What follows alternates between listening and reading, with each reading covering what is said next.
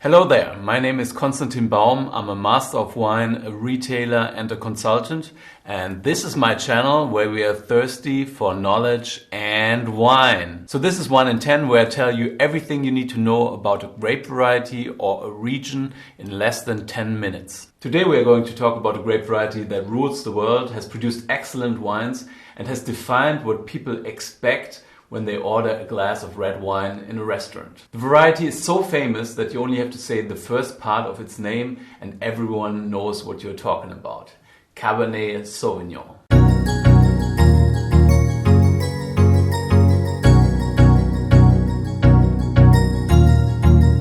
That's good. So what is Cabernet Sauvignon? Cabernet Sauvignon is the most widely planted grape variety in the entire world.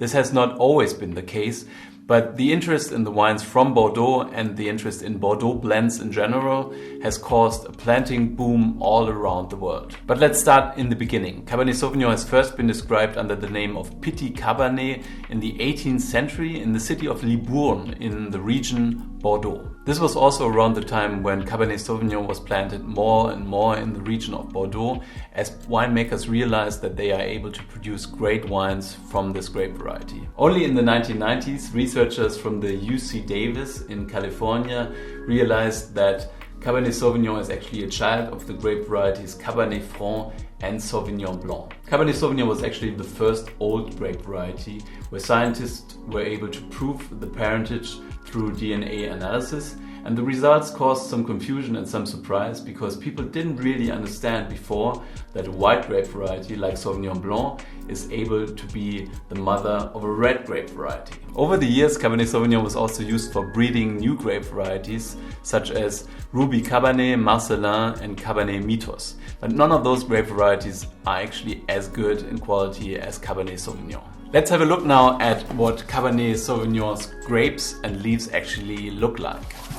So Cabernet Sauvignon has small bunches with very small berries that contain lots of color, tannins and flavor, and you can see that it has those deep lobes in the leaves, and that's one way of identifying the grape variety in the vineyard. So overall the vine is very vigorous, it buds late and ripens late, and it is pretty resistant to rot because the berries have very thick skins, but it is susceptible to powdery mildew and other diseases that affect the leaves and the wood. The berries ripen slowly and picking dates are not as important as, for example, with Syrah. But Cabernet Sauvignon needs a warm climate, and even in its home, the Bordeaux, it doesn't always ripen fully, and this is one of the reasons why producers in Bordeaux generally blend Cabernet Sauvignon with earlier ripening grape varieties such as Merlot in order to make sure that even in a cool year they are able to produce a wine that smells of ripe fruit. When it comes to winemaking, Cabernet Sauvignon actually offers a lot of opportunities to the winemakers because it's one of those grape varieties that can be made in very different ways without really losing the expression of the grape variety. One of the most important factors when it comes to Cabernet Sauvignon and winemaking is tannin management. It influences directly whether you produce an early approachable wine or a wine that is really age-worthy. Maceration time, aging in barrels, micro-oxygenation and different fining agents are all factors that influence the tannin expression. So where does Cabernet Sauvignon grow? Similar to Chardonnay, it grows in pretty much all of the winemaking countries, even though it needs a warmer climate than Chardonnay overall. 340,000 hectares worldwide are planted to Cabernet Sauvignon, which means that it's the most widely planted grape variety in the world. So let's talk about the 5 most important wine growing countries when it comes to Cabernet Sauvignon, and I'm pretty sure that you won't be able to tell me all 5 in order because I certainly wasn't.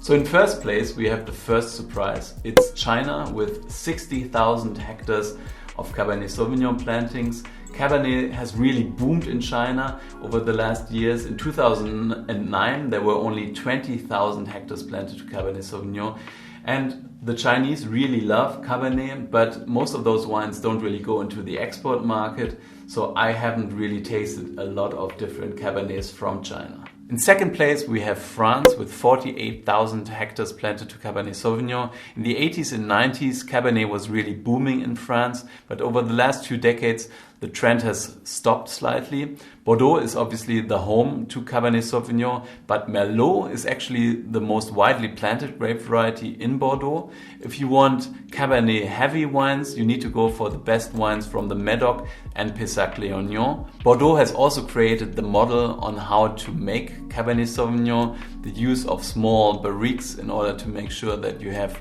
oak flavor to go along with the grippy and concentrated structure in order to make really age-worthy wines. Cabernet Sauvignon is also planted in the southwest of France and in the Languedoc-Roussillon, but there are only a few really great wines being made with the majority of Cabernet Sauvignon coming from those two regions. In third place we have Chile with 43,000 hectares planted to Cabernet Sauvignon. Cabernet Sauvignon arrived in the 19th century in Chile and it now accounts for 20% of all plantings in the country. The growing conditions in Chile are pretty ideal for Cabernet Sauvignon because it's pretty dry during the growing season and the climate is reliably warm, especially in the regions of Maipo, Aconcagua and Colchagua. In fourth place we have the US with 41,000 hectares of Cabernet Sauvignon plantings. California is by far the most important region when it comes to this grape variety, and some of the most expensive wines made from Cabernet Sauvignon in the world are the cold wines from Napa Valley, but there's some other parts of California that also produce beautiful Cabernet Sauvignon. Check out my video on California, I'll link it up somewhere up there. But Cabernet Sauvignon is also grown in other parts of the US, for example in Washington State, but also in some lesser known wine growing regions like Texas and Arizona. In fifth place we have Australia with 25,000 hectares of Cabernet Sauvignon. The Australians have perfected the Cabernet Sauvignon Shiraz blend, but Cabernet Sauvignon plantings have declined over the last few years and it will continue to play second fiddle to Shiraz. So which glass should you use for Cabernet Sauvignon? Cabernet Sauvignon is not just the prototype for red wine in general, its glass is also the prototype for a red wine glass.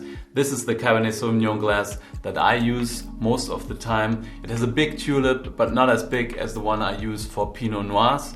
I also have this one, which is like a very high-end Cabernet Sauvignon glass for the best Cabernets that you can get. But out of the two, I definitely use this glass the most, and I also use this glass for other grape varieties than Cabernet Sauvignon. So when it comes to taste, Pinot Noir might be the intellectual, Syrah might be the peasant, and Cabernet Sauvignon is more like the businessman. It's a crowd pleaser that appeals to a lot of people and that can produce outstanding wines, but also some really uninteresting wines. The wines generally smell of blackcurrant, cassis, blackberry, but also of barrique flavors, so you also get spicy notes, cinnamon notes, and notes of cedar wood. Cabernets from cooler climates smell more herbaceous and maybe a little bit of green bell pepper, whereas Cabernets from warm climates smell a little bit more jammy, very fruit forward and very concentrated. Cabernet always has a lot of tannins, a lot of concentration on the palate, and those grippy tannins, they also help this wine with aging.